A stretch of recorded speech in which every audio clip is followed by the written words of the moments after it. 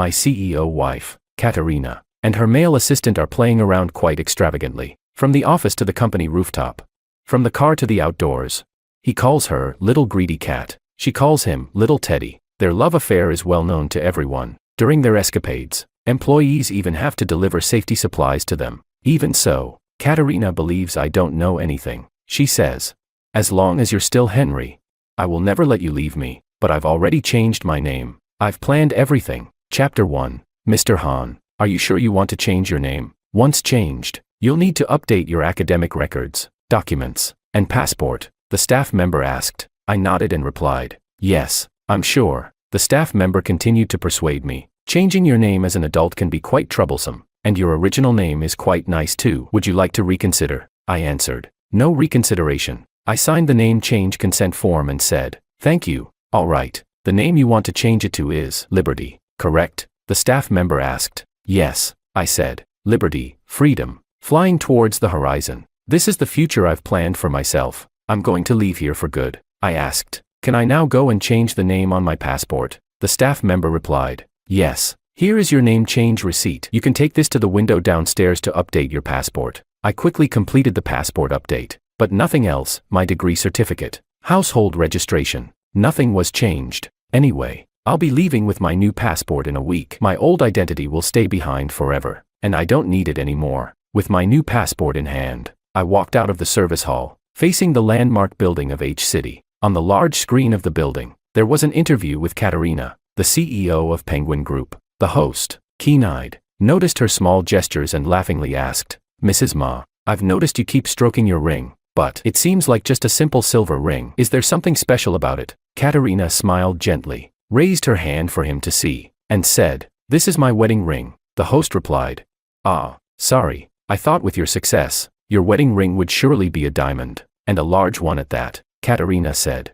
"My wedding ring was made by me. I polished it little by little, and even engraved both mine and my husband's names on the inside." "Wow, there are 2 letters. It's Katarina and..." Katarina said, "Henry. My husband's name is Henry." The host said, "Wow, I envy your husband. He must have saved the galaxy in his past life to marry someone like you." "Mrs. Ma," Katarina simply responded, "You've got it backwards. Actually, I must have saved the galaxy in my past life to marry him." Around us, nearly everyone was speaking in envious tones, except for one person, me, Henry, who let out a sarcastic laugh. "Katarina and I once truly loved each other. From school uniforms to wedding dresses, we spent 15 years together. To our classmates and teachers, we were the perfect couple. Until 2 months ago, I received a photo from a strange man. The boy appeared to be in his early 20s, wearing only a small pair of swimming trunks. His neck and chest were covered with bruises. It was obvious he had just experienced a rough night. He flashed a V sign at the camera, and on his index finger, there was a silver ring.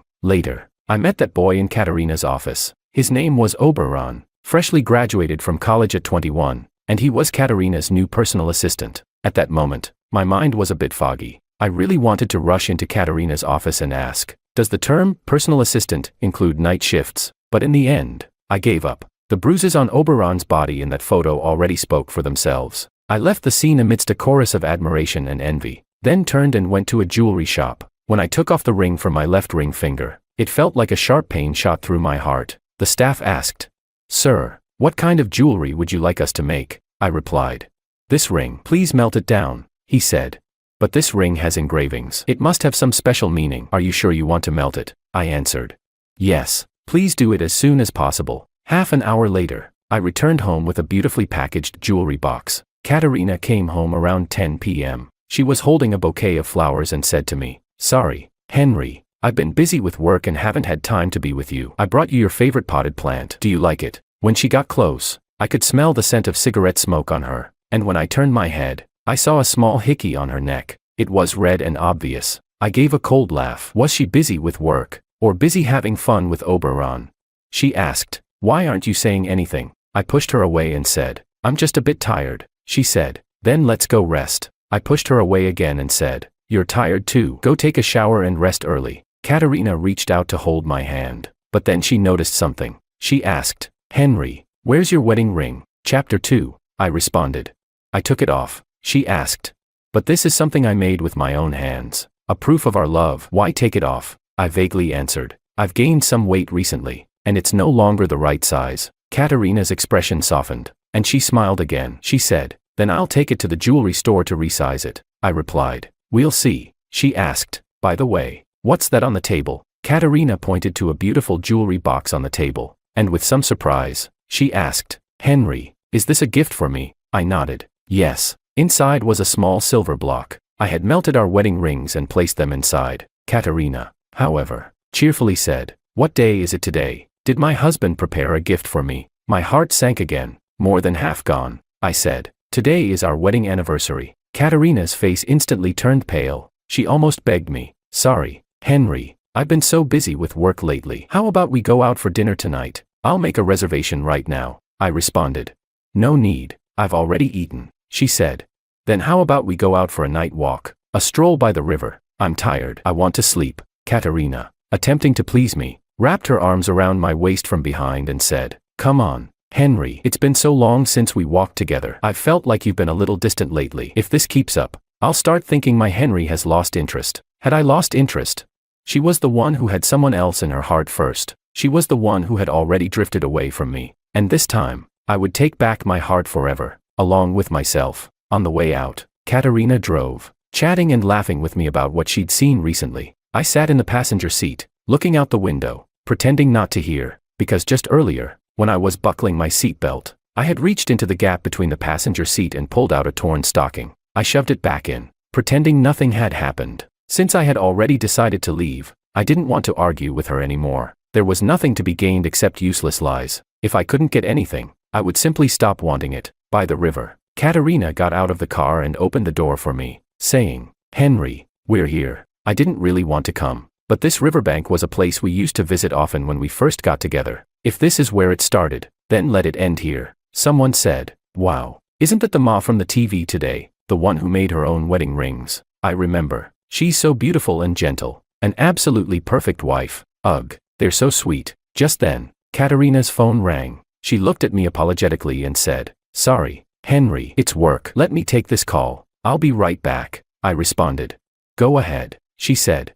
Wait for me here. There was a murmur of admiration around us. Someone said, they're so in love, Mom. I believe in love again. I was the only one standing by the river, face stiff, staring at the glimmering water in the night. When Katarina saw the caller ID, the smile at the corner of her lips was almost impossible to hide. Affection, sweetness, and a bit of teasing. How could it be work?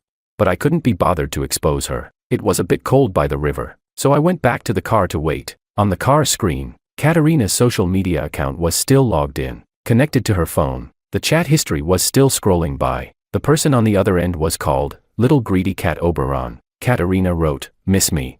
Little Greedy Cat replied, it's a bit lonely at night without you. Katarina responded, Little Greedy Cat, how many times is this not enough? Little Greedy Cat wrote, it's not enough. Every night, I start thinking of you. Katarina replied, fine. Wait until tomorrow at the office. I'll satisfy you. Little Greedy Cat wrote, okay, remember to wear stockings. I like that. The following conversation was even more disgusting, full of dirty words and flirting. I felt a chill down my spine and turned off the screen. I was trembling, unsure if it was from the cold or from anger. My nails dug into my flesh. Katarina returned quickly. About 15 minutes later, when she got back in the car, she placed her hand over her chest and sighed deeply. I was so scared. I turned around and couldn't see you. I didn't want to look at her fake face anymore, so I kept my head down, staring at my hands. I said, it's cold outside, so I came back to the car. She said, okay, stay wherever you like. I suddenly looked up, having seen their chat history. Those words took on a new meaning for me. Stay wherever you like. The stockings in the gap of the passenger seat, had they done it there, too? I suddenly felt disgusted. I pushed the car door open and threw up. Chapter 3. Katarina was frantic, rushing over to check on me. She asked, Henry, what's wrong? I was vomiting uncontrollably, and it took me a long time to gather my senses. I didn't understand. Why would Katarina, who loved me so much, cheat on me? Didn't she fear I would find out? Or did she think she was clever enough to hide it from me forever? The evening breeze blew, and my mind cleared a bit. Katarina asked, are you okay? Henry, if you're feeling unwell, I can take you to the hospital right now. I replied, no, I think I just ate something bad at dinner. She said, then tomorrow, come to the office and we'll have lunch together. I sneered. Was she inviting me to watch her and Oberon make love in the office? Suddenly, I had the urge to play a prank, so I said, "Sure, I'll come with you to the office tomorrow morning, accompany you at work, and we'll have lunch together, then we'll go home together at night." Katarina didn't expect me to agree. Her expression became hesitant, and she said, "But I've been really busy lately. I might not be able to stay with you the whole time. You do your work. I'll wait for you in your office." Okay then. Back at home, Katarina offered to draw a bath for me. She went into the bathroom but strangely closed the door behind her. I went downstairs, sat back in the car, and started the engine. The screen immediately displayed the latest chat log. Katarina had written, "The situation has changed. We can't meet at the office tomorrow." Little greedy cat replied, "I'm a bit disappointed." Katarina, "Don't be disappointed, little pervert. Tomorrow we'll do it on the rooftop. Even more exciting." Little greedy cat replied, "Yay." When I returned to the bedroom, Katarina had just come out of the bathroom. She said, "Henry, the bath water's ready. You should soak for a bit." I replied, "No, I want to rest." She said, "Okay, then sleep if you're tired. By the way, that gift you left on the table, can I open it now?" I replied, "Open it in a week." She asked, "Why wait a week? I want to see what gift our Henry has prepared for me." I thought, because in a week, I'll be gone forever, but I didn't say that. Instead, I said, because in a week, this gift will have meaning. Katarina kissed me lightly on the lips and said, "Okay, I'll listen to you." The next morning, Katarina's phone started ringing around 6. She pressed the button to decline, then turned to hold me, saying, "Let's ignore them and sleep for a bit more." But the phone kept ringing insistently. Katarina frowned and said irritably, "It's not even working hours. Why are they rushing me this early? This useless group of executives needs to be fired soon." She turned off the phone again. When it rang the third time, Katarina angrily got out of bed. "Honey, you sleep for a little longer. I'll go check what urgent matters they have for me," I murmured. I turned over, my back facing her. Katarina left the bedroom with the phone. But soon, I saw her figure outside the front door. There was a delivery man in yellow standing outside, handing her a package. Katarina took it, but when she came back, her hands were empty. I asked her, "Is there something serious going on at the company?" Katarina replied, "It's fine, honey, don't worry, just rest. I'll make you breakfast." I wasn't sure if it was guilt or genuine concern for my stomach, but Katarina made an extravagant breakfast. Milk, eggs, bread, jam, and my favorite oatmeal. She said, "From now on, you can't eat junk food. I'll hire someone to come every day to cook for you." I replied, "No need," she said. "Be good, honey, you have to listen to me. Otherwise, I won't feel at ease going to work." I responded, "Katarina, can I ask you something?" "Sure, ask away." I put down my knife and fork and asked casually, "Do you believe in the 7-year itch?" Katarina immediately showed a look of disgust and said, "That's just an excuse for other women to cheat. I'm different. I will only love our Henry in this lifetime." I chuckled. "You'll love only me for your whole life?" She replied, "Yes." I asked, "Then what if you fall in love with another man?" She said, "Then let me be struck by 5 lightning bolts and die miserably." I gave a sarcastic laugh and said, "Such a heavy oath. Aren't you afraid it will come true?" She responded, "I'm telling the truth. Why should I be afraid?" I picked up my knife and fork again, spreading jam on my bread. Katarina said, "Honey, you have to trust me." I simply replied, "Let's eat." She said, "You still don't trust me. Do I need to cut open my heart for you to believe me?" I answered, "There are still people waiting for you at the company. Don't be late." Katarina finally relaxed, sitting across from me and saying, "Let them wait longer. A bunch of useless people. I'll fire them soon enough." I asked, "Fire him? Would you really do that?"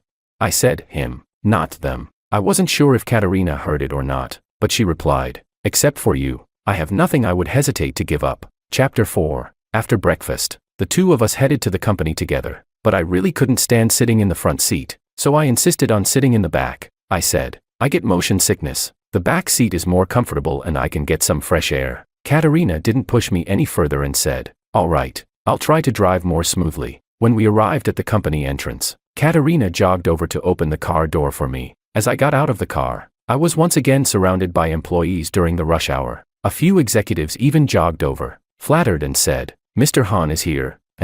Ma mentions you love coffee. I'll go buy some for you right away." Another one said, "Then I'll get some Japanese food. Ma said you like Japanese food the most." Katarina laughed and said, "You all better stop feeding him. My husband's getting a bit chubby. His wedding ring doesn't fit anymore." "That's not true. Ma. He looks slim to me." "It's the ring. It must have shrunk." "Go on. Keep flattering me. But this is too obvious. Silver doesn't shrink." "You don't understand. MS. Ma loves Mr. Han so much. As long as he's happy, she's happy. Aren't we all living the good life because of it? Katarina smiled and said sweetly, all right. You found my soft spot. Everyone laughed. I was almost escorted into Katarina's office by the crowd. Fruits, snacks, coffee, everything was available. Katarina also found me a football match on her computer and said, honey, I have to go get busy. You stay here and relax. If you need anything, just call Xiao Wang outside. I purposely asked, where's your assistant Oberon? I didn't see him today. Katarina replied, I don't know. I'll have HR give him a call later. Before leaving, Katarina lovingly ruffled my hair and whispered, wait for me to come back. We'll have lunch together. Katarina left. The executives also left, but I noticed her phone was left on the desk. I hurried outside, just in time to overhear the conversation of those executives. They were saying, the rooftop, MS. Ma and Oberon are getting more and more bold. Well, what can we do? Who knew Mr. Han was coming to the company today? They had to change the location. Are we still supposed to deliver condoms to MS. Ma today? No need. I saw her pocketing several boxes when she went up earlier. Ha ha ha. MS. Ma's impressive. Buying condoms right under her husband's nose. Just call a courier. It's so convenient now. They can buy anything. I suddenly understood. The persistent phone calls this morning were from the courier. She had placed an order early in the morning for the courier to buy condoms, apparently preparing for the rooftop meeting today. They continued chatting. I wonder if a few boxes will be enough. Last time, MS. Ma and Oberon spent a whole day and night in the car. And the next day at work, MS. Ma was walking funny. If they run out, just send more. As subordinates, we have to serve our boss well. Weren't you just saying we should serve Mr. Han well? The other person replied, what does he understand? A cup of coffee can win him over. Someone like MS. Ma, with her status, doesn't everyone have a few puppies on the side? It's normal, as long as her husband doesn't find out. True, he looks so honest. It shouldn't be hard to hide it from him. Just then, Katarina appeared. She said, don't talk nonsense in front of my husband. Got it? The executives nodded repeatedly. Got it, MS. Ma. We understand. One of them asked, MS. Ma, why did you bring Mr. Han today? You and Oberon still have to hide on the rooftop, and we have to be so careful with what we say around him. Katarina glared at him and said, Henry is my husband. If he wants to come, he can come. No need for you to comment on it. Yes. Katarina then sternly warned, take good care of Henry. He had a bad stomach yesterday. Don't let him eat anything cold or raw. And if anyone dares to talk about me and Oberon, I'll have them pack up and leave immediately. Understood? The executives all nodded with forced smiles. I didn't hear the rest of the conversation. I quickly returned to Katarina's office and placed her phone among the snacks. After a while, Katarina returned. She was still the same gentle Katarina, and said, little glutton, why are you eating so happily? The words, little glutton, made me feel a wave of disgust. I fought the discomfort and asked, weren't you going to a meeting? Why are you back already? She said, I left my phone here. Did you see it? I shook my head. Katarina rummaged through the snacks and found the phone. She said, so it was hidden in the snacks. Well, enjoy your snacks. I'm heading out now. Ding ding ding. My phone rang. I picked it up. The other person asked, hello, is this Mr. Liberty? Yes, this is he, Mr. Xiang. Your flight to Norway, scheduled for a week from now, has been successfully booked. Just bring your passport with you when you board. I asked, do I need to bring any other documents? No, just the passport will be fine. Okay. I hung up, and Katarina, puzzled, asked, passport? Honey, what do you need a passport for? Chapter 5, I said, it's a friend of mine. He lost his passport and asked me how to replace it. Katarina took a couple of quick steps and hugged me tightly, saying, you scared me. I thought you were going abroad without taking me. I turned my head and vomited again. She smelled strongly of a sweet, fishy scent, mixed with sweat and the scent of a man's cigarette smoke. Katarina gently patted my back and said, what did they feed you? I specifically told them to take care of your stomach these past couple of days. You wait here. I'll go fire them all. I used all my strength to push her away. I said, fire whoever you want. Just stop using me as an excuse. Katarina was a little taken aback by my sudden outburst. She asked, honey, are you mad at me? Because I've been busy with work and didn't spend time with you today. She said, then how about this? Tomorrow I'll cancel all my work and just spend the day with you. Is that all right? I laughed bitterly. I asked, just spend the day with me? Yes, just you and me. I took a deep breath and slowly exhaled. I hope you keep your word. That night, out of nowhere, it suddenly started pouring rain. Ever since I returned home, I had been vomiting nonstop. Katarina wanted to come near me, but I harshly rejected her, saying, "Don't come near me. The smell on you makes me want to puke even more." Katarina sniffed her sleeve and said, "Maybe it's the perfume you don't like. I'll switch to a different scent next time." I said, "Katarina, you should know it's not the perfume that's the problem." She said, all right, don't be mad. I won't wear any perfume from now on. Is that better?" I splashed cold water on my face and looked up, staring at my reflection in the mirror, and outside the bathroom, Katarina was anxiously holding a pot of hot water, waiting. I couldn't understand it. Why, even with the strong, sweet scent of intimacy clinging to her, could she still act so seriously as if she loved me? I couldn't grasp why Katarina seemed to care about me, yet still, without hesitation, betrayed our relationship. Hadn't the executive been right? People with money and power always play around, thinking they could fool me. He was wrong about me. I'm not so easily fooled, and I haven't given up on my principles. If her love is no longer wholehearted, then I don't want any of it. The next morning, Katarina took me to the hospital. After a series of tests, the doctor concluded, "It's likely emotional gastritis." Katarina asked, "What's emotional gastritis?" "It's when the patient has been under a lot of emotional stress recently, which causes a significant impact on their body, leading to digestive problems and resulting in vomiting." Katarina asked me, "Henry, have you been upset about something recently? If you want to talk, maybe I can help you with it." I turned my face away and avoided her closeness, saying, "You can't solve it." She said, "Come on, tell me." "There's hardly anything in this world that I can't fix." Well, actually, this was something only she could fix. For a moment, I thought about asking her, if both Oberon and I were kidnapped by kidnappers, who would she save first? But then I realized, I know martial arts. I can save myself. I don't need Katarina anymore. In Norway, I had applied to an art school under the name of Liberty. In the past, I had given up on my dream of painting in order to marry Katarina, but from now on, I would live for myself. Katarina said, "Honey, how about I take you to see a movie in the afternoon? There's a comedy that'll make you happy." I asked, "In the afternoon, don't you have work?"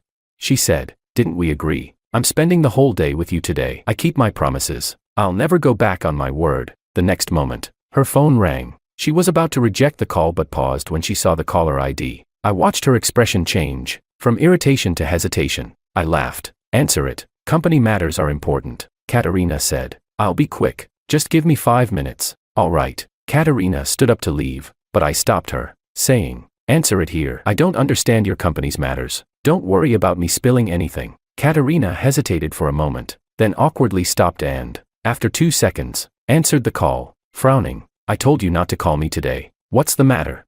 I could faintly hear a man's voice complaining on the other end. Katarina spoke cautiously. "All right, I understand. Wait a moment." She hung up and apologized, saying, "Henry, there's an important document at the company that I need to sign. The manager has already brought it to the hospital and is downstairs. I'll sign it and be back in half an hour." I nodded. Katarina practically ran out of the consultation room. The doctor smiled and said, "Mr. Hahn, MS. Ma really loves you. She even put her work aside for you." "Is that so?" I forced a smile. "Sorry, doctor. I need to use the restroom." "Of course." Chapter 6. As I left the consultation room, I saw Katarina rushing down the stairs, not waiting for the elevator. She really went downstairs, but the floor below was the obstetrics and gynecology department. Buzz. My phone vibrated. Message from Oberon, "Mr. Hahn. I'm so sorry. She probably won't be able to accompany you today. One phone call, and she'll come running to me." I opened the image Oberon had sent. It was her ultrasound report. She was pregnant with my child.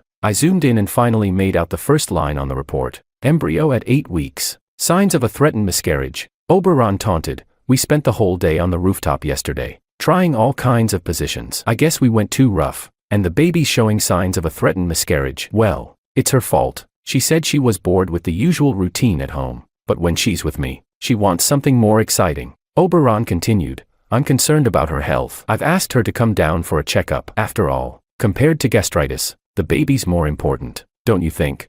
I left the hospital by myself in a taxi. I went to a law firm. I said, "Hello, I'd like to hire your firm to draft a divorce agreement." I didn't ask for anything specific, and the lawyer was very efficient. Half an hour later, I had the full divorce agreement. The lawyer said, "You don't need the wife's signature. Once you've been separated for 2 years, this agreement will automatically take effect." When I came out with the divorce agreement, Katarina called me. She asked, "Honey, where are you? I can't find you anywhere in the hospital." I said, "I waited for you, but when I couldn't find you, I just went home." She said, "Good, as long as you're home safe." "I'm sorry, There's something at the company I need to take care of. I'll be going on a business trip soon, so you'll have to take care of yourself at home. But next week, I'll cancel everything and spend the whole week with you. I sighed deeply. Lies can be repeated 1,000 times, but no one will believe them. I no longer had any emotional reaction. I said, "Okay, go ahead," she said. "Our Henry is so thoughtful. I love you." I asked, "Love me? Katarina, do you just like men who play games? Am I too boring for you?" Katarina froze for a moment and said, "Of course not. I like you just the way you are." I asked, "Katarina, would you fall in love with another man?" "Of course not," I said. "If you change your heart, I'll leave you forever." Katarina chuckled and said, "Go ahead and run. I can lock down the airports and train stations. As long as you're still called Henry, I'll never let you leave me." I smiled and thought, "But on my passport, I don't go by Henry anymore. I go by Liberty." I emphasized once again, "I'm serious. I have ways to leave you and make sure you can never find me." Katarina kept laughing, like she was teasing a dog. She said, "All right, run if you can. I'll give you 3 days, and then I'll come find you." I told you, as long as you're still called Henry, I can find you anywhere. You won't be able to escape me. Escape? I laughed. Let's see if she's right. Chapter 7. There are 3 days left before my flight. Oberon sent me a picture of Katarina at a barbecue on the beach. He wrote, "To celebrate the closeness of our love, we're vacationing in the Maldives." I didn't reply. He had just gathered a few close friends for a final gathering. After all, it might be the last time they meet. I enjoyed the gathering. 2 days before the flight, Oberon sent another picture of Katarina reading a book. The book was titled The Baby's Early Education Guide. Oberon wrote, "New moms are really focused on their baby's education. She's already researching early childhood education." I still didn't reply. I went to the bank, exchanged all the money in my account for euros, in cash, and cancelled all my bank cards. 1 day before the flight. This time, Oberon sent a video. The video showed a beautiful, romantic firework display over the sea. Oberon wrote, "She rented out the entire island, and bought out all the fireworks in the Maldives, just for my birthday." So today was Oberon's birthday, with a birthday and a pregnancy. For them, it must be double the joy. After watching, I only smiled faintly. Then I called a local charity. I said, "Hello, I have a batch of clothes I'd like to donate to impoverished mountain regions." Soon, a representative from the charity organization arrived in a car. During the days Katarina was away, I had already packed everything up. 5 large bags of clothes and shoes. I donated them all, not leaving a single item behind. My ID, household registration, diploma, and other documents that belonged to me, along with all my daily belongings in the house, I took straight to the crematorium, gave the staff a sum of money, and asked them to burn everything. Standing in the house I had lived in for 5 years, I felt a little unfamiliar. The house had been cleaned out thoroughly. There wasn't a trace of me left. I only had a backpack with me. Inside, there was just my passport. If there were any old belongings left, it was my phone. I called a taxi with my phone and headed to the airport. The driver stopped at the terminal entrance, and just as I was about to pay for the ride, I received a call from Katarina. She said, "Henry, I'm back from my business trip. I'll come pick you up and we can go out to eat." She was back, and Oberon was with her. I sat in the car and witnessed them both walking out of the terminal. Oberon was pushing a luggage cart, with 2 suitcases, one blue and one pink, obviously matching couple luggage. Katarina was clinging to his arm, leaning against his shoulder, looking every bit like a loving married couple. On the phone, I asked, "Was the business trip tiring?" She replied, "It's all right, not too tiring. By the way, I remember you said I could open the gift you gave me today, right?" "Yes," she said, "I'm really excited. I've been guessing what you might get me all week. For our anniversary, it must be something meaningful, right?" I responded, "Very meaningful. You'll see when you open it." She said, "All right, I'll be home in about 2 hours. 2 hours would be enough. By then, my plane should have already crossed the border." I said, "Okay." She said, "I'll see you soon. Love you, Henry." I hung up, and I saw Oberon frown in displeasure. Katarina stood on her tiptoes and kissed him on the lips, as if to comfort him. The driver reminded me, "Sir, you haven't paid yet." I turned my attention back to him, scanned the payment QR code, and transferred all the money in my WeChat account to him. The driver looked startled and said, "Sir, you've entered the wrong amount. It's 130 yuan, not 13,000. Let me refund you." I said, "No need." As I pushed the car door open and got out, "I won't need it anymore. Thank you for bringing me here." He replied, "No worries. It's my job, and you've paid the fare, so I had to bring you here." I said, "That's different. You brought me here, to the rebirth road of my future." I got out of the car, turned off my phone, took out the SIM card, and casually threw it in the trash can. Then I gave the phone to a young child nearby. The child happily said, "Thank you, big brother." I smiled and patted her on the head, saying, "You're welcome." The child's mother felt awkward and said, "Such an expensive item, we can't accept it." I asked, "Are you going abroad?"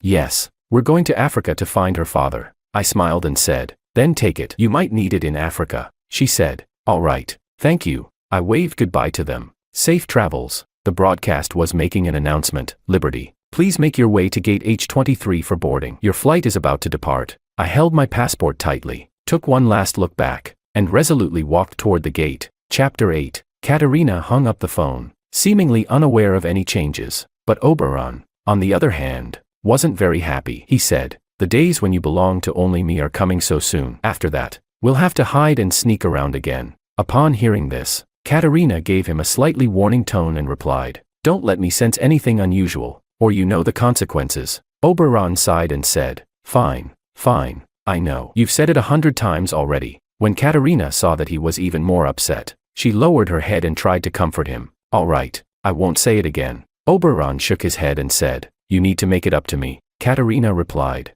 "I'll apologize. How about I buy you a pair of sneakers? Which one do you like?"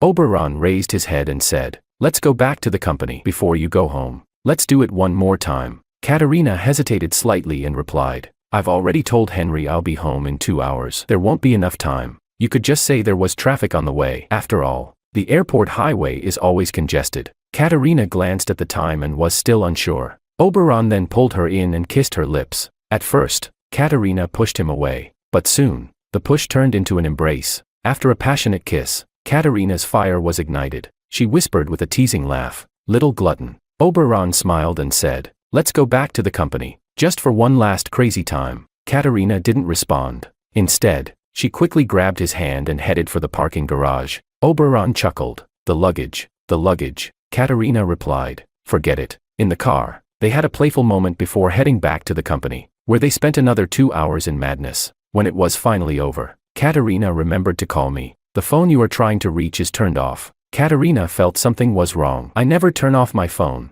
Oberon happened to bring her a cup of coffee and, without any reservation, pulled her into his arms. He said, "Why are you in such a rush? It's just that your phone ran out of battery." Then, he tried to please her. "I made the coffee for you. Do you want me to feed it to you?" Though life seemed the same as before, Katarina couldn't shake the feeling that something was off. At first, she couldn't pinpoint it, but soon she felt like something was missing, and even the temperature of the coffee was a bit off. Frowning, she stood up and said, "Forget it. Bring me a cup of hot tea instead." Oberon leaned in again and asked, "What's the matter? Do you want to change the flavor?" The word again made Katarina uncomfortable. She lowered her voice and said, "Stop it. I'm not in the mood right now." Oberon replied, "You're just overreacting. He's at home by himself. What could happen?" This time, Katarina became a little upset. She said, "Go and change it. Don't make me repeat myself." Oberon didn't say anything else and immediately went to do as she asked. His role was that of a gentle and obedient puppy, always doing what she wanted without arguing. When the assistant came in with the schedule, they were just as meek and didn't dare make a sound. He said, "Ma, you have a meeting this afternoon, and it's almost time." Katarina originally planned to go home, have dinner with me, and then return to the company to work. The timing was perfect for that, but now, most of the time had been spent fooling around with Oberon, and with the meeting about to start, she didn't have time to go home anymore. She glanced at the work schedule and without lifting her head asked, "How much longer until the afternoon meeting?" The assistant quickly calculated the time and reported, "About an hour." Katarina stood up and said, "I need to go home for a while. If the meeting has already started by the time I get back, don't wait for me. Just proceed as usual." She didn't explain why, simply picked up her car keys and walked out, without even bothering to call the driver. This caused Oberon to feel a sense of urgency. He hurried over to the office door and blocked her way, saying, "Aren't I here with you? Why do you need to go see another man?" Katarina wasn't in the mood for idle conversation and pushed his hand away, saying, "Don't say such things again." Oberon, displeased, said, "No, I don't want to share you with anyone else." The moment those words were spoken, the most nervous person in the room was the assistant. They looked around frantically, wishing they could just jump out of the window. It was the 40th floor, after all, but at least it would be over. Katarina turned her gaze to Oberon, her expression serious and stern. Her voice also carried a warning as she said, "I've told you from the very beginning to understand your position. Henry is my husband, and that will never change." Chapter 9. Oberon fell silent, frustrated but unwilling to speak up. He knew that both the title of husband and Katarina's wealth would eventually be his. But as they say, haste makes waste. So he reluctantly decided to endure for now. Katarina had not been home during the day for quite some time. As she stood in the familiar villa, she felt a strange sense of unfamiliarity mixed with freshness. The saying, absence makes the heart grow fonder, probably applied here. Henry, I'm back. She called my name cheerfully as she walked through the yard and entered the living room. The flowers and plants in the yard were neatly trimmed, and the interior decorations were just as they had always been, spotless and elegant, reflecting the owner's taste and style. This was all my doing. Katarina wanted to embrace me and say, "You've worked hard, darling," but as she looked around, she couldn't find me anywhere. So, she asked the housekeeper, "Where's Mr. Hahn? Has he gone out? At this hour, I should have been home." The maids exchanged glances. Unable to answer, they said, "We haven't seen him this morning." Katarina frowned. "You don't even know if he had breakfast?" None of them responded. They all thought to themselves, "Shouldn't you, as his wife, know where he is? What are you asking us for?" Katarina sensed the subtle tension in the air. She lowered her hands and, finding no answers, decided to take matters into her own hands. "Forget it. It's no use asking you. I'll find him myself." She thought I was probably still sleeping, like back in our student days, so she quietly tiptoed upstairs. But my absence continued. The bedroom was just as she remembered, but there was no sign of me. The windows and curtains were open, with sunlight flooding the room, creating a warm, cozy atmosphere. But in this peaceful environment, the one person who should have been there was missing. I was gone. Katarina instinctively walked over to the vanity and noticed a letter tucked beneath a box. It was from me. The last 2 lines I had written for her. I wrote, "I know everything about you and Oberon. I'm leaving. Don't look for me." I hadn't even signed it. And that was how our years together came to a quiet, indifferent end. She had no idea. I had long run out of things to say to her. Katarina immediately tried calling me, but I didn't answer. Her fingers gripped the letter, crumpling its edges without her realizing it. She stubbornly continued dialing, pressing the call button over and over, while searching every corner of the house, unwilling to give up. But whether it was the garden, where I liked to tend to my flowers, or the rooftop swing where I used to gaze at the stars, there was no sign of me. I was truly gone. "Sorry, the number you are trying to reach is currently unavailable." By the time she heard this message for the umpteenth time, reality began to sink in. I wasn't going to answer her calls. There had to be another way. Stay calm. Stay calm. Katarina slapped her face a few times, trying to snap out of her panic. Finally, she opened her contacts and began looking for the numbers of our mutual friends. We had known each other for many years, once being the model couple that went from school uniforms to wedding dresses. We knew each other's lives and social circles inside and out. Katarina first called one of my friends. The person didn't answer at first, but by the 3rd call, they reluctantly picked up. Upon hearing her purpose, the friend gave a cold laugh and said, "You're his wife. If you can't even find him, what makes you think I would know?" The phone was hung up immediately. Katarina didn't have time to dwell on her friend's rude attitude. She quickly moved on to call another one, but the result was the same, and the others had their own criticisms of her, though they didn't speak their minds out of courtesy. The way they interacted with Katarina had been visibly strained in recent years. Still, she refused to give up. She dialed the last of our old classmates and pressed, "Has he contacted anyone recently? If he was really going to leave, he must have talked it over with someone, right?"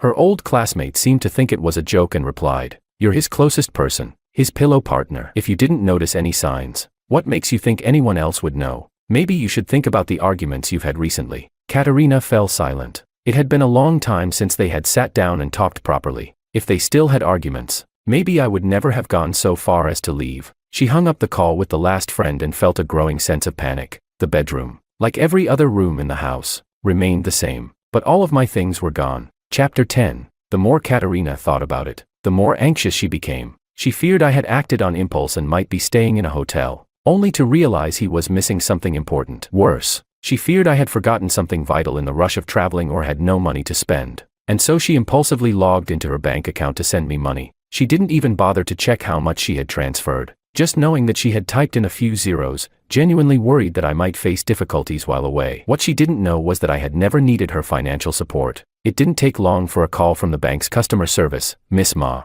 the transfer you attempted has failed." Katarina, already on the verge of breaking down, lost all semblance of her usual composure. She asked immediately, "Was there a problem with the transfer limits or the number of transactions?" "I can prove that it was me making the request. I can provide the verification code and signature. I need to send money to my husband." She didn't even remember the last time she had personally transferred money to me. It felt like it had been ages. Ever since her wealth and rising social status, she had become detached from many of the mundane details of daily life. Our wedding anniversary had been handled by an event planning company. The gifts were purchased by assistants, and even household expenses were automatically deducted. On their own, these were small matters, but together, they formed a pile that, in the end, could break the camel's back. It dawned on Katarina, far too late, that without meaning to, she and I had drifted so far apart. The regret hit her hard, and her desire to make amends grew stronger. But the bank representative informed her, "Miss Ma, there is no issue on your end, but the account to which you are trying to transfer funds no longer exists."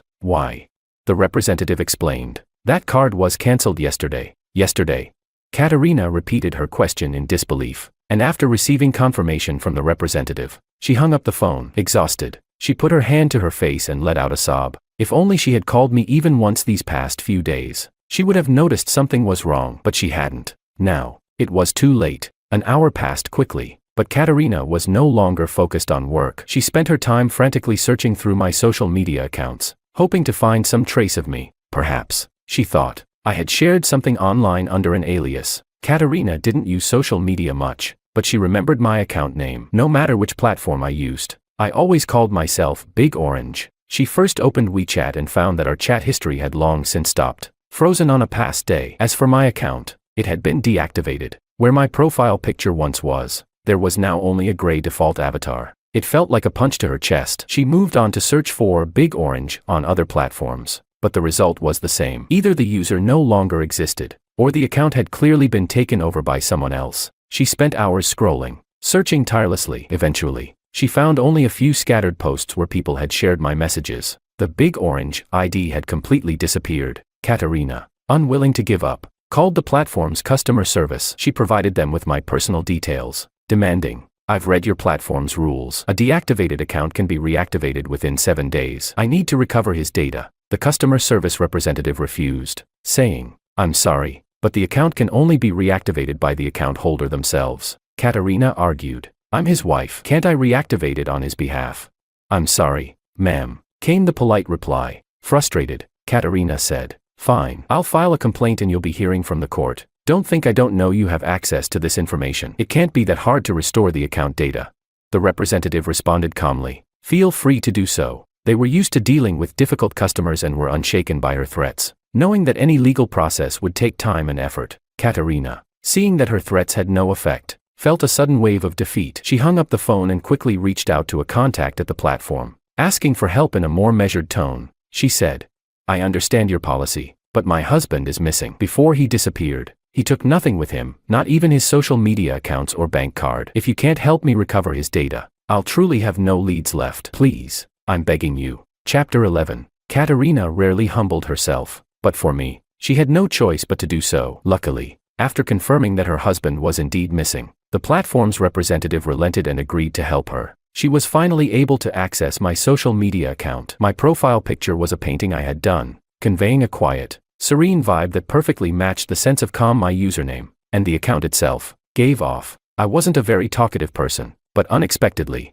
I had documented our life online over the years. I was one of the first users of the social platform, and my earliest post came soon after we had started dating. The first entry read simply, "We're together," accompanied by a smiley face emoji. The emoticons from back then seemed outdated now, but Katarina smiled softly at the memory, feeling the sweetness from when we had first fallen in love. I used to enjoy sharing snippets of my life on that account, my sketches in my spare time, gifts Katarina had given me during our relationship, wedding photos, and photos of the garden we had carefully cultivated together after marriage. Katarina scrolled through it all, feeling her heart soften with every post, as if a piece of it was crumbling away. But as she continued to reminisce, she noticed that I hadn't posted any new pictures or shared anything for a long time. The most recent post was from half a year ago, a photo of the starry sky taken while sitting on the rooftop swing. What had happened during that time? She tried to recall, and then it clicked. This was around the time when she had started her affair with Oberon. She had thought she was being discreet, but it turned out there had been signs all along,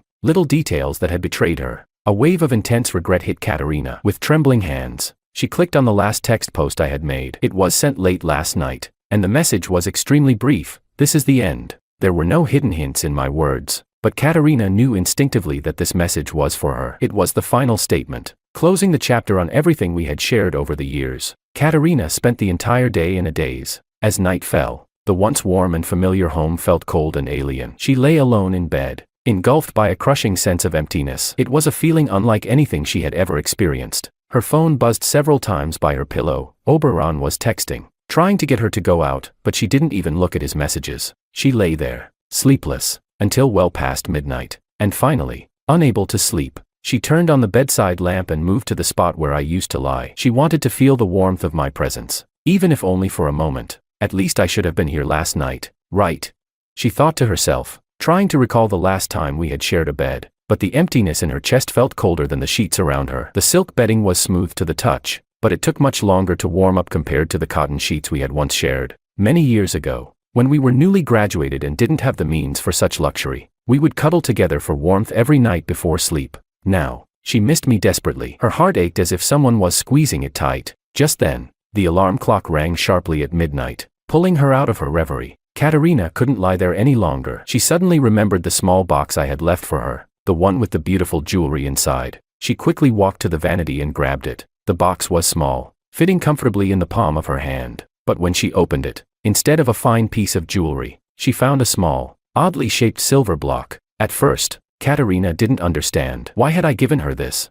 Her hand instinctively moved to the silver wedding band on her left ring finger, the ring she had painstakingly made for me herself. And then, it hit her like a bolt of lightning. The small silver block, it was my wedding ring. I had melted down our wedding bands. The grief was overwhelming. She finally understood the truth. This wasn't a case of me running away in anger or acting out. I was never coming back. Katarina was too distraught to even care about her upcoming birthday. In the middle of the night, she drove straight to the police station, breathless and frantic. I need to file a report. My husband is missing. He might have harmed himself, she gasped. I was an adult, free to come and go as I pleased. She had to come up with a convincing reason for them to investigate. Otherwise, they would dismiss her claim. The police took her report seriously and agreed to assist in the search. They accompanied her until the first light of dawn, but found nothing. A male officer asked Katarina, "Have you and your husband had any recent conflicts?" Katarina hesitated before answering. "No, our relationship has always been good." The officer, experienced and perceptive, immediately sensed she was hiding something. He warned her, "If you truly want to find your husband, you need to tell us everything. Otherwise, we can't help you." Katarina, blushing deeply, finally confessed, I've been seeing someone else. I think he found out about it." Chapter 12. This should have been proof of her charm, but in that moment, Katarina belatedly realized how humiliating her actions had been, especially considering that it was for this reason that I had left her. The male officer asked bluntly, "So your husband left because you cheated on him?" Katarina remained silent, her face contorting with guilt as she nodded. Luckily, a sudden phone call saved her from further questioning. Hoping it was me reaching out, she quickly answered. It was a man introducing himself as a lawyer from a law firm. He said, "May I speak with Ms. Katarina Ma? I'm the attorney hired by Mr. Han, and he wishes to meet with you. Are you available?" "Of course, I'll be there right away." Katarina didn't even attempt to explain herself to the police. She quickly fabricated an excuse about having other matters to attend to and rushed out of the station. Her mind was focused solely on meeting the lawyer and convincing me to come back. She sped through countless red lights, ignoring the angry shouts of pedestrians. But she didn't care. That was until the lawyer handed her a divorce agreement. Katarina didn't immediately notice the document. She looked around the office, anxiety clearly visible on her face. "Where's Henry? Isn't he willing to see me? Tell him to come out. I have something to say to him." The lawyer calmly responded, "I'm afraid I can't do that. Mr. Han is not here. He has fully entrusted our firm to handle the divorce proceedings. If you have any objections, you may tell me directly." He lifted the divorce agreement slightly, and only then did she notice it. Her face instantly went pale as she took the document from him. She barely glanced at it before tearing it into pieces, flinging the scraps around the office as she gritted her teeth and spat out, "I will never divorce him." Her eyes reddened as she insisted, "I made a mistake, but who doesn't? I know I was wrong, and as long as he doesn't like the people I've been with, I'll avoid them. This should be enough, right?" She still naively believed that I, who had always loved her so much, would be moved to come back if we could just talk again. The lawyer smiled faintly and reminded her, "Ms. Ma, now that you acknowledge your mistake, you must also be aware that divorce doesn't only happen through mutual agreement. There's also divorce by court judgment. Mr. Han said that if you disagree, he will instruct me to file for a lawsuit." Katarina, her voice shaking, asked, "He didn't even try to tell me this in person." She stared at the lawyer, trying to detect any sign of deception. The lawyer remained polite. smiling slightly as he replied. Mr. Han said he didn't want to see you. Anything he needed to say has been left in the letter. Katarina let out a bitter laugh. That's what he calls a letter. He only left me 2 sentences. Well, I'm not signing it. I've already torn up the divorce agreement, and I want to see him in person. Her heart ached so badly it felt as if something important had been ripped from her chest. The lawyer had expected this reaction. When she had calmed down a little, he opened his folder and retrieved another divorce agreement, saying, Mr. Han anticipated you would tear up the first one. That's why he asked us to prepare 2 copies. Katarina's fury exploded. She snatched the paper and was about to tear it up again. The lawyer smiled politely and said, MS, Ma. Feel free to tear as many as you want. The original has been reviewed by Mr. Han himself. We can print more if needed, at no extra charge. Of course. Katarina, drained of all energy, found herself immediately deflated. She switched tactics in an instant, her voice softening as she pleaded. I'm sorry, I was wrong before. Can you at least tell me where he is?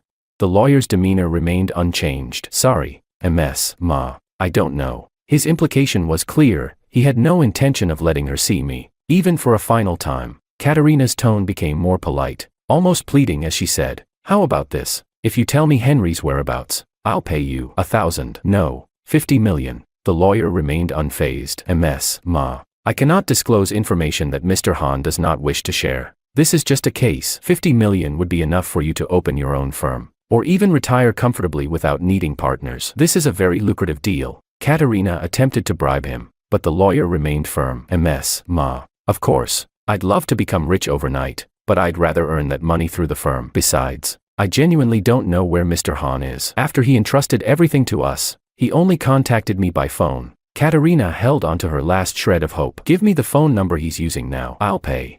The lawyer responded smoothly. He's still using his old number. I called him earlier today, but there was no answer. The conversation ended as the room's atmosphere grew unbearably cold. Chapter 13. Katarina, seeing that the lawyer was unaffected by both soft and hard tactics, grew serious and reaffirmed her stance. Then we have nothing more to discuss. No matter how many copies you print, I will never sign. As for a lawsuit, do as you wish. She refused to believe that I wouldn't show up in court before then. She was determined to do whatever it took to earn my forgiveness. With so many years of shared memories, she believed that if she just held on, I would eventually come around. The lawyer had anticipated her reaction and calmly began explaining the law to her. MS, Ma. Actually, Mr. Han doesn't need to sue you. That's a last resort. If possible, he would prefer an amicable separation. For example, after 2 years of separation, he can file for divorce on the grounds of irreconcilable differences. I had already thought this through. Once I made up my mind to end the relationship, I planned for every possible scenario and prepared solutions in advance. Katarina was stunned. That's impossible. He wouldn't be so heartless. We loved each other so much. Is he really going to deny me over one mistake? She conveniently forgot about everything she had done over the past months, including her neglect of me. The lawyer wasn't concerned about her feelings. He simply reiterated the facts. MS, Ma. Your personal opinion doesn't change the law. If you think it's unfair, you can always sue the law itself. Katarina, stubborn as ever, insisted. So, if I find Henry during this time and make up with him, that will solve everything. The lawyer smiled but said nothing, knowing full well her efforts were futile. Just as Katarina was at an impasse with the lawyer, her phone rang. It was the police. MS, Ma. Based on the information you gave us, we've pinpointed the last location of Mr. Han's phone signal. Can you come here? I'll be there right away. The divorce issue was temporarily forgotten. Katarina had never heard of the location the police mentioned. She quickly plugged the address into her GPS and sped off. When she arrived, she was met with a barren plot of land, surrounded by trash, with no buildings in sight, except for a few half-finished ones. The police were searching the area. This sight deeply wounded Katarina. Her mind raced, conjuring images from countless crime dramas, and she almost fainted from the shock. One of the passing officers helped her. MS, Ma. Calm down. Barely holding herself together, Katarina asked in a shaky voice, where is he? Have you found him? She feared the worst, thinking I had taken my own life, and in that moment, regret overwhelmed her. Had she known things would end like this, she wouldn't have called the police, claiming I was in danger. But I wasn't in danger, I had just left. Katarina's voice cracked. It's all my fault. He didn't disappear. He just doesn't want to deal with me anymore. It's my fault, she rambled, clearly in a state of shock. The officer who had been helping her, still perplexed by her words, handed her a bag and said, MS, Ma. We didn't find Mr. Han's phone, but we found a SIM card. Could you check if it's his? It was then that Katarina snapped back to reality. Is it just the SIM card? Where's the phone? The officer shook his head. We've searched the area, but there's no sign of the phone. Emotionally drained, Katarina took the SIM card from the evidence bag. She inserted it into her phone and tried turning it on. Curious, she wondered what I had felt when I left her, and whether there was any part of me still holding on. The screen remained black, clearly out of battery. Katarina felt her resolve nearly snap, but she kept herself together long enough to ask the police, "Could I borrow a charger? I'll charge it in my car and return it right away." The officer didn't question her further. After checking with his colleagues, he borrowed a portable charger and handed it to her. "See if this works." The SIM card has been exposed to water for a while. The wasteland was overgrown with weeds, and even though it was late autumn, dew still clung to the plants. Katarina refused to accept the possibility of my phone being ruined. She prayed quietly as she charged the phone, and, perhaps because her prayers were sincere, the screen flickered to life. The first thing she noticed were the missed calls, almost all from her. Then came a flood of unread messages from Oberon. She had always believed there was no connection between the two of us, but here it was. Oberon's tone in the messages was completely different from how he acted in front of her. Chapter 14. The messages read, "Henry, you know Katarina well. She's sentimental and can't let go. As long as you're willing, she can follow you forever. But I think it's best we clear the air. Love doesn't have a ranking, but I think if she had met me first, you two would now be no more than old classmates. Men should know how to have fun in relationships. Being too honest just makes you boring to women. Youth may not be everything, but Katarina has high needs in that area, and I'm at the age to satisfy her better than you can. Ding ding ding. This is the necklace Katarina made for me and gave to me herself. Henry, you must understand. We truly love each other. If you agree, I'll leave the house to you as part of our breakup settlement, because Katarina will give me a new one." There were many more messages like this, short, crude, and brimming with a familiar scent of tea. Oberon couldn't stop mentioning my name, and constantly referenced his age in relation to Katarina, as if it were some sort of justification. Katarina's face grew colder with each word, and her heart sank as she scrolled up. What she discovered made her blood run cold. Oberon hadn't just sent messages. He had sent pictures, photos of Katarina with gifts he had demanded, screenshots of her money transfers, 520, 1,314 amounts, and even more intimate photos of her sleeping with him beside her. Katarina's stomach churned. She felt disgusted beyond words. The officer who had lent her the charger saw the messages too. A sneer formed on his lips as he looked at her with growing disdain. It was clear to him that Katarina was not just holding on to the hope of reconciliation with me, she was trying to build a new life with someone else. Only Katarina seemed to believe that hiding it from me was proof of her love. She was trembling now, unable to even recognize herself in these images of betrayal. She took a deep breath and handed the portable charger back to the officer, her face empty of emotion. "I want to go home. Please continue searching for Henry." She couldn't bear to call me her husband in front of anyone anymore. On the drive back, she called Oberon. Her voice was colder than it had ever been. "Where are you? Come to my place. There's something we need to discuss in person." Oberon was overjoyed. "When?" "Right now," she replied. Katarina ended the call, drained, with no strength left to face any more of the mess she'd created. She had no intention of going to the place she'd arranged with Oberon. Just the thought of it made her want to vomit. She hadn't had a sip of water since yesterday. Oberon, however, was faster than she was. By the time she got home, he was already there, acting as if he were the man of the house, barking orders at the servants without a care. "Take down those paintings. They're awful. If you're going to hang something, buy some expensive ones. Who wants these ugly things?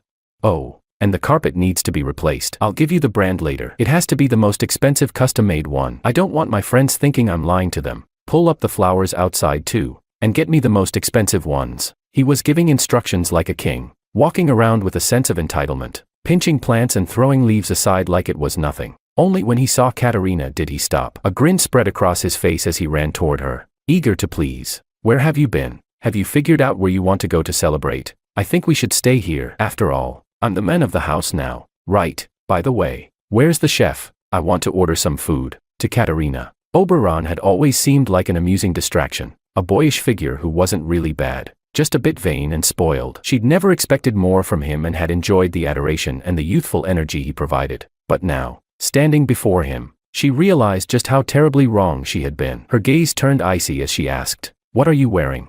Oberon, completely absorbed in his fantasy of becoming the new master of the house, didn't notice anything off. He even twirled around, showing off the outfit. "I found this in the closet. What do you think? Does it look good on me?" I looked around and this was the only thing that fit. Katarina's fury flared up instantly. "That's Henry's sleepwear. He's never worn it before." Chapter 15. Oberon completely misunderstood her intentions. Grinning, He tried to embrace Katarina, saying, "Isn't this more exciting, Katarina? What are you doing?" Before he could finish, Katarina had had enough and tore the sleepwear off him with a force that left him stunned. She ignored his cries, only stopping once the garment was tossed onto the floor. She didn't look at him even once during the whole scene. The servants, merely there for their jobs and wages, had no desire to witness such a spectacle. They all quickly fled the room, heading straight for the yard. Oberon was first startled, but when he realized no one else was around, he gave a knowing, smug smile. "Oh, so you want me again? I understand," he said, moving toward her to embrace her once more, not even attempting to hide his intentions. Their relationship had always been about physical attraction, nothing deeper. He had never felt the need for any sense of shame. As long as he could satisfy her desires, he'd be able to gain access to her wealth and status. Whether she saw him as a toy or a lover didn't matter, as long as he could secure the role of her partner and live in luxury.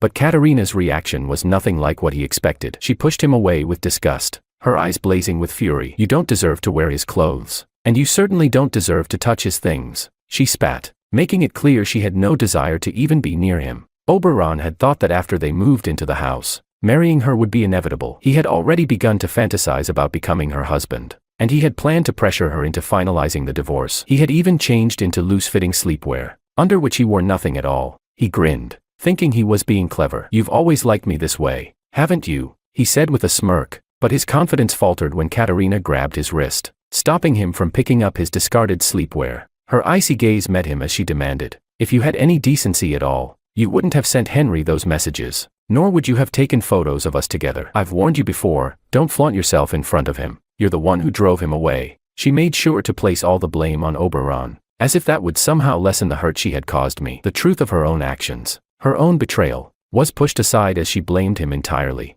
Oberon, realizing his secrets were out, quickly shifted into defense mode, pretending to be clueless. "What are you talking about? I've never sent Henry any messages or photos. I've been avoiding him." Did he find something out? It was a lie he knew would be hard to prove. He had no doubt that after finding out Katarina had been cheating, I would be done with the marriage. Katarina clenched her jaw, hissing, "You're still lying. Maybe I was blind before, thinking you were someone worth having, but you're nothing but trash. You really thought you could take his place," she snapped, her anger filling every word. Oberon, for the first time, saw Katarina looking at him with such venom. But instead of admitting fault, he crossed his arms defiantly, still clinging to the delusion that he could win. "It's definitely just him making up stories, trying to frame me." Katarina didn't let him escape this time. As he moved toward the stairs, trying to change back into his clothes, she yanked him back forcefully. "What are you doing?" Oberon gasped, panic rising in his voice. Without saying a word, Katarina pulled out my phone, showing him the screen. There, clear as day, were the explicit photos and the provocative messages he had sent to me.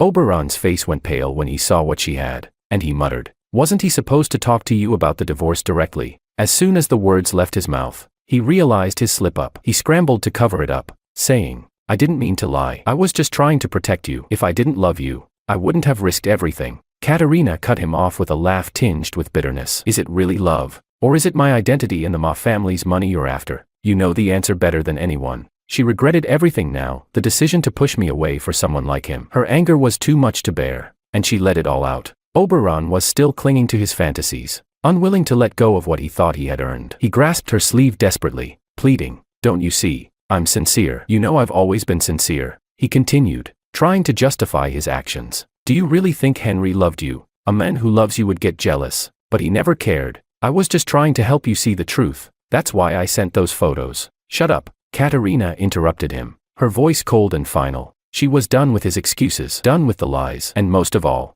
done with pretending that anything about her relationship with him had been anything more than a convenient distraction. Chapter 16. Katarina spoke coldly. "You have no right to judge me. Besides, you probably wanted it to be exposed all along, didn't you? You took such clear pictures of me, but conveniently left yourself out of the frame. Don't think I don't know. This was all part of your plan to pressure me into marriage." She was as clear-headed as ever, but it was too late now. Oberon still wanted to argue, but Katarina was so disgusted by him that she didn't give him the chance. Without a second thought, she picked up her phone and called the villa's security team. "Take anyone who shouldn't be here out," she ordered. The security team, on call 24/7, arrived almost immediately upon receiving her command. Oberon, unwilling to leave, struggled as he tried to reason with Katarina. "Katarina, you're the one who invited me here. If you want me to leave, I'll go right now. But you can't do this to me." Katarina turned her back on him and walked toward the house without even looking back. "Don't let me see you again," she said coldly. Katarina. Oberon was dragged out of the villa. He watched helplessly as the ornate iron gate slammed shut in front of him, feeling as though his dreams of marrying into a rich family were slipping away. Desperate, he started shouting in a near-tearful voice, "Katarina, even without me, he'll divorce you sooner or later. This isn't my fault." He and Katarina shared an unspoken understanding on that point. Neither of them wanted to take responsibility.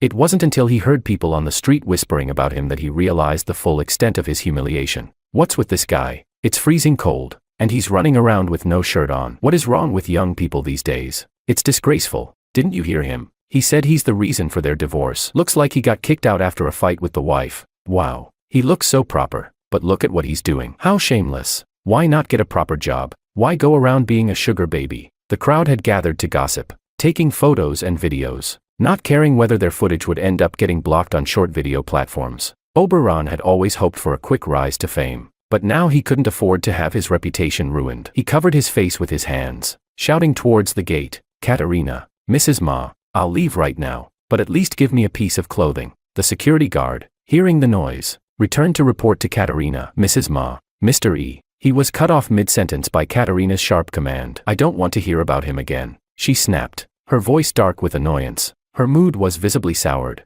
and the security guard wisely remained silent, not daring to provoke her further over a troublemaker who had caused chaos in her home. Outside, Oberon was screaming in vain. Seeing Katarina's heartless rejection, he discarded his pitiful, weak persona and began shouting insults like a common street thug. "You think I actually care about you? If you hadn't made it so easy, do you think I would have bothered with you? You'll regret this. Women are all the same, disloyal. You keep saying I'm your one true love, but you've been running around with other men behind my back, haven't you? Don't act all sentimental and fool yourself." He was no longer pretending to be anything other than the arrogant man he truly was. Curious bystanders, originally just drawn to the spectacle, stopped in their tracks to listen when they heard such explosive accusations. Oberon, realizing just how deeply he had embarrassed himself, reddened in the face, then, furious and humiliated, shouted, "What are you looking at? I'll call the police." It was a weekday, so the only people passing by were either retirees or neighbors checking out the commotion. His usual intimidation tactics didn't work on them. Some of the bystanders, eager to get their say, responded immediately. "You think we want to see this? You're out here playing the sugar baby, ruining someone's marriage, and now you're getting kicked out like this. Just go home already. Why stay here making a fool of yourself? Yeah, no self-respect at all. People should at least have some dignity. If he had any shame, he wouldn't be out here making a spectacle of himself like this." Shame? It was nothing but a useless concept to Oberon. This was the second time in a single day that he had been publicly humiliated like this, and he was seething with anger. He tried to lash out at the people mocking him. "Who says I'm a sugar baby? Who?" One of the passers-by responded with a laugh. "If you're not a sugar baby, then what are you? If she cared about you, would she let you walk around naked like this? Just a plaything. You really think you're something more? The houses around here are worth a lot of money. Guess you didn't get the money you hoped for. Huh? You're just losing everything." These last few words cut deep, and Oberon's face turned an ashen gray. He had no more bravado left in him. He walked away in defeat, as the jeering voices of the crowd echoed in his ears, feeling like his dreams of grandeur had been shattered for good. Chapter 17. A man who had recently divorced his unfaithful wife, filled with rage and resentment, stepped in front of Oberon and shouted, "What's wrong with you? You're young, why not do something decent instead of playing the homewrecker? TSK, sugar baby." Oberon, unwilling to back down, retorted, "Look at you, old man. You're too much of a failure to even be a sugar baby yourself. Are you calling me one because you got cuckolded by your wife, and now you're bitter about it?"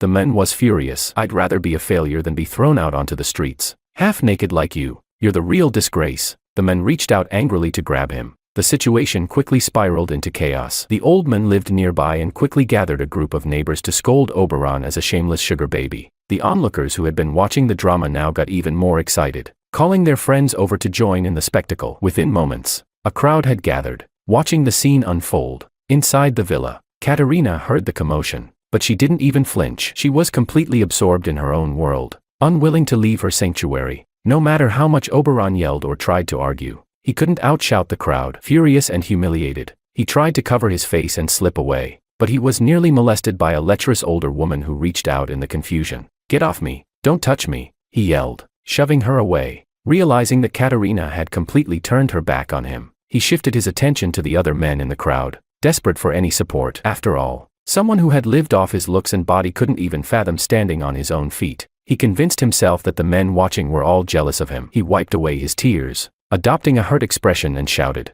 "Who will help me? I'll sleep with you, man or woman. I don't care." A few older women in the crowd, intrigued by his offer, started to remove their coats, eager to help. But just as they took a step forward, their friends grabbed them back. "Don't even think about it. You're willing to take a man like that? He's young enough to use his body as a bargaining chip. He must not care about anything. He's just trash." Exactly. Maybe he was kicked out because the woman he was with caught something from him. Is he out for revenge? We should call the cops. This guy is trouble. The moment those words were spoken, whether out of genuine concern or just to escape the drama, the crowd scattered in all directions. Even the men who had been arguing with Oberon quickly clapped his hands, as if trying to physically rid the air of any filth. Oberon, who had often relied on his body to earn money, was now confronted with the reality that the people who had once seen him as a prize were now avoiding him like the plague. The shame hit him like a ton of bricks. The iron gates of the villa were firmly shut, showing no signs of opening. In desperation, Oberon hugged his arms around himself, panicked, and started running toward the nearest alley. Halfway down the street, a stray dog began barking and chasing him. Terrified, Oberon bolted, darting through narrow alleyways to avoid the dog's pursuit. By the time the barking had faded away, he was completely disoriented and unsure of where he was. He had lost his phone and jacket back at the villa. He couldn't even call for help, let alone figure out how to get back. The area was desolate, with only a few long-abandoned houses, unvisited even by the homeless. He shivered in fear, his voice cracking as he shouted, "Help! Is anyone there?" But only the wind answered him. That night, Oberon had no choice but to walk back home on foot, freezing and alone. Had it not been for a kind passerby calling the police, he might have spent the entire night wandering aimlessly through the wilderness, still in his half-naked state. But this was just the beginning of his downfall. His dismissal letter arrived faster than he did, and soon, he became a viral sensation on social media, with his disgrace splashed all over the internet. His reputation was shattered beyond repair, and he would never show his face in public again. As for Katarina, she had done exactly what she promised. After kicking Oberon out of her home, she made sure to erase him completely from her life. That night, she sat on the couch, lost in her thoughts until someone reported to her, "Ma'am, we found a witness at the airport. They saw Mr. Han board a plane." Katarina froze. "I checked all the flight lists for that day. His name wasn't on any of them." The person responded, "Ah, then the witness might have been mistaken. It could have been someone who looked like Mr. Han. This lead is probably useless. I'll look into other options." "Wait, come back," Katarina interrupted. "I don't want to miss anything." "Which flight did the witness say he saw Henry board?" The person replied, "It was probably the flight to Norway." Katarina immediately sprang into action, her eyes flashing with resolve. "Book me a flight to Norway right now." She grabbed her passport and rushed out the door without even changing her clothes, determined to follow the lead wherever it might take her. Chapter 18. Katarina was frantic. However, getting a visa and booking a flight were not things that could be done on a whim. It wasn't until 3 days later that she finally stood on Norwegian soil, having contacted the embassy and local police to track down my whereabouts. She knocked on the door of the apartment, calling my name as she barged in. The landlord, who was in the middle of tidying the room, immediately blocked her way and suspiciously asked, "Who are you?" "I'm looking for Henry," she said, realizing that I hadn't used my English name here. She quickly corrected herself. "He's my husband. We had some misunderstandings, and I need to talk to him." The landlord waved her off dismissively. "There's no one by that name here. He goes by Henry." "Please, check again," she insisted. The landlord remained firm. "My tenant's name is Liberty, not Henry." "You've got the wrong place. Liberty." Katarina stood there in confusion. She asked again, "Are you sure? Could you be mistaken?" The landlord's patience was wearing thin. "If you don't believe me, then fine. I'm not going to argue about it." With that, she began to close the door. Katarina wasn't ready to let this lead slip away. She pulled out some money and asked, "Could you at least tell me when he moved in? Or if he's had any visitors during his stay?" The landlord accepted the money but remained tight-lipped. "I can't tell you anything else." Nothing. Katarina was left empty-handed. Her spirits, which had already been low, sank even further. The despair in her voice was palpable as she realized I had vanished without a trace. She had no more leads, no more hope, and with nothing left to cling to, she returned to her country. From that day on, she stopped going to the office, locking herself away in her home. Her assistant called her to report work updates, but she immediately cut him off. "Any news on Henry?" "No, there's no news yet. We've put out missing person notices, but no leads for now." The assistant followed Katarina's instructions, but his efforts came to nothing. When he reported back, she responded with an eerie calm. "I understand," she said simply, ending the call without any further words. Over the next few days, the assistant called regularly to provide updates, but her responses grew shorter and shorter. At first, she would acknowledge and ask for further action. Later, she only muttered an indifferent in reply. The assistant began to feel uneasy. He feared that Katarina might have suffered a breakdown and was planning to isolate herself completely. He quickly contacted her parents for help. Katarina's parents, upon hearing that something was wrong with their daughter, rushed to her home. The servants were still following the routines I had set up before I left. Everything in the house was orderly, except for the absence of its owner. My mother, clearly anxious, stopped one of the servants and asked, "Where's my daughter? Why hasn't she come out?" Normally, Katarina would have greeted them warmly, but today, she hadn't even bothered to make an appearance. They had called her in advance, but she hadn't answered any of their calls. The servant pointed upstairs, her face grave. "Miss Katarina has locked herself in her bedroom. She told us not to disturb her." My mother's worry deepened. "Has she left the room at all?" The servant shook her head. "No, she hasn't." "What about meals? Did you bring her anything?" my father asked, growing more concerned. The servant hesitated, her voice tinged with frustration. "She won't eat or drink anything. We can't force her. Anyone who knocks on the door gets scolded." My father and my mother exchanged a troubled look. They now realized that something was terribly wrong. Katarina had been living in isolation. Her bedroom door wasn't locked from the inside, so they knocked for a long time, but there was no answer. Growing increasingly worried, they decided to push open the door. What they saw stunned them. The floor was covered with crumpled sheets of paper. Almost no space was left to stand. Katarina was sitting on the floor, her head down, scribbling furiously in a notebook. Despite the bright sunlight streaming in, her presence cast an eerie, oppressive shadow over the room. My father bent down to pick up a few sheets of paper. His eyes widened as he read the same phrase over and over again. "I was wrong." My mother's heart skipped a beat. She hurried over to Katarina's side, but the sight of her daughter, eyes red and trembling hands still clutching the pen, made her want to cry. The words her daughter was writing were like a cry for help. "What are you doing, Katarina?" she asked, her voice breaking. My father snatched the paper and pen out of her hands, his voice filled with disbelief. "What's the point of writing this over and over? We know everything. How could you do something like this?" Katarina's tears flowed as she looked up at her father with a mixture of shame and guilt. She raised her hand to cover her face, her voice muffled. "It's all my fault. I betrayed Henry. I couldn't resist the temptation, and now I've lost him. I'll finish writing all of this and show him how sorry I am." Her parents were left speechless, heartbroken, and helpless, as they watched their daughter continue to write her apology in vain, trapped in a cycle of regret and self-punishment. Chapter 19. The papers scattered on the floor were made of the same material as the ones I had left for her. Katarina had taken the notebook I hadn't finished using from the study and moved it to her bedroom. She spent day and night writing for several days straight. At that moment, time seemed to lose all meaning.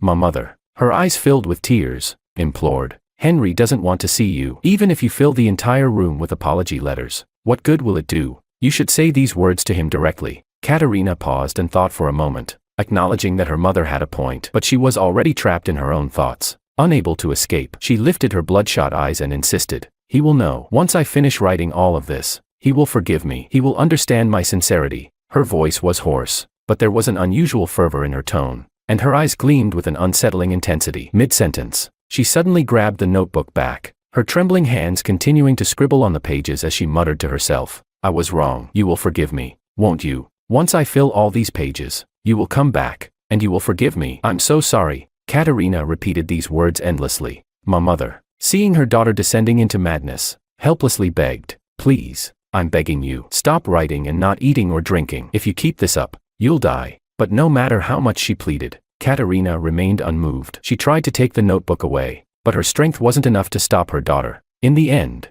my father, unable to watch any longer, came up with an idea. He said, "You want to apologize to Henry, right? You need to let him know how you feel. There's a missing persons show running right now. You should sign up and apologize to him on camera in front of the audience." The show was gaining popularity, and with Katarina's status as a talented young woman, it would definitely attract attention. Perhaps I would see her confession somewhere in the world. Katarina immediately signed up, and by using additional funding, she secured a spot on the latest episode. The production team, sensing the gossip potential from her marital issues, ramped up their promotional efforts. By the time the episode aired, it was already generating buzz. Katarina didn't bother to hide her emotions, but for the sake of the show, she made an effort to freshen up and put herself together. Before she left, she even wore the first dress I had bought her after our marriage. Back then, our relationship was strong. Every day before leaving the house, we'd exchange a good morning kiss in our embrace. But as time passed, those beautiful moments had been shattered by her own actions. The studio audience was packed, all there to witness this scandalous event. The host,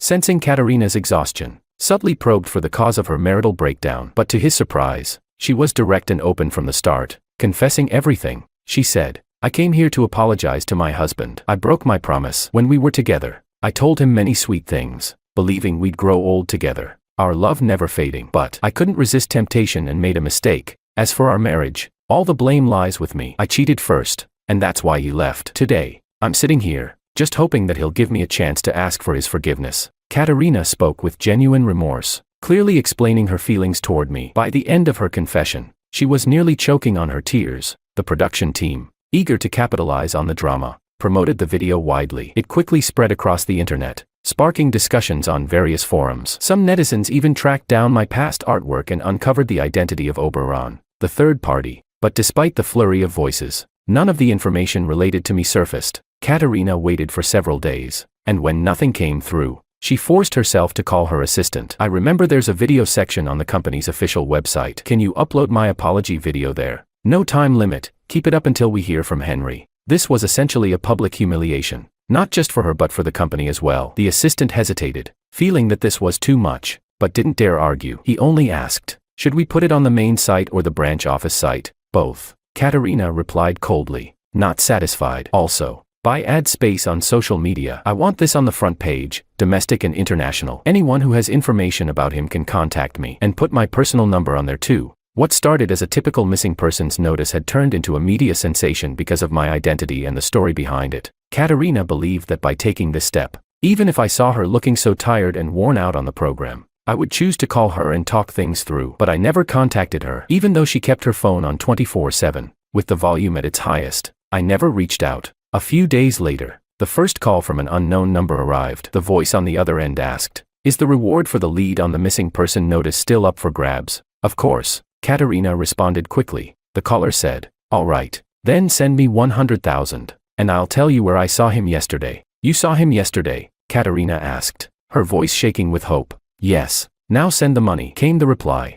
Without hesitation, Katarina transferred the money. Chapter 20. Katarina's sanity had long been crushed by boundless despair. Only when the mysterious caller vaguely gave her an address in China did she bitterly hang up the phone with a forced smile. It was no surprise that the person had lied to her, but she didn't pursue it. She simply didn't have the energy left to care. After that day, similar calls came non-stop. Every caller claimed they had seen me in some place, and they demanded varying amounts of money in exchange for information. Katarina knew that many of them were nothing more than scammers, but still, she sent money to each of them, desperately clinging to even the faintest hope that one of them might be telling the truth. But the so-called rewards were swallowed up by the void, not even causing a ripple. Katarina didn't care. The hope, however small, was all that kept her going. Even when some callers insisted on face-to-face meetings, she would still go, driven by the smallest shred of hope. There were also some men who reached out to her, but they were nothing more than opportunistic parasites, clearly after something else. They openly said things like, "Miss Ma, I've got a lot of guys on standby. If you're lonely, we can all keep you company." These were the men who peddled their bodies for a living.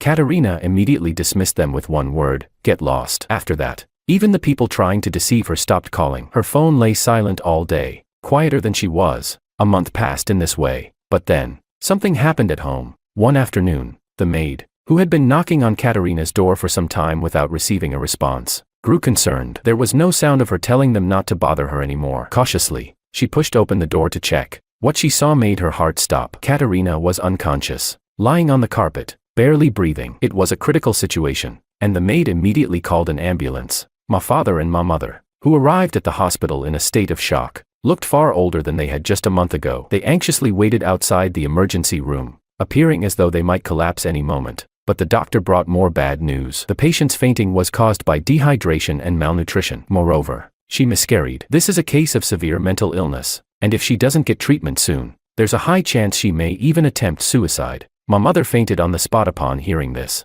My father, though on the brink of collapse himself, had to force himself to sign the necessary paperwork and pay for the treatment. Only after they had stabilized could he record a new video at Katarina's hospital bedside. In the video, he appeared frail and tearful, pleading with me, hoping that I would return and save Katarina's life, for the sake of the past. On the other side of the world, I knew nothing of this. I had resolved to sever all ties with the past, and that included not getting involved in anything related to Katarina or the company. In the forests of Norway, There was a small wooden cabin. During the cold winter months, the town's residents mostly stayed home, enjoying the snow and resting. I, too, followed the local custom and chose to do the same. I set up my easel by the window and painted the snowy landscape outside. From time to time, I sipped the hot coffee I'd ground myself, while a newly adopted kitten curled up at my feet. The kitten, very affectionate and eager for attention, would meow and jump onto my lap, demanding to be petted. Just then, there was a knock at the door. I had no choice but to pick up the kitten and go open the door. It was Lisa, the landlord,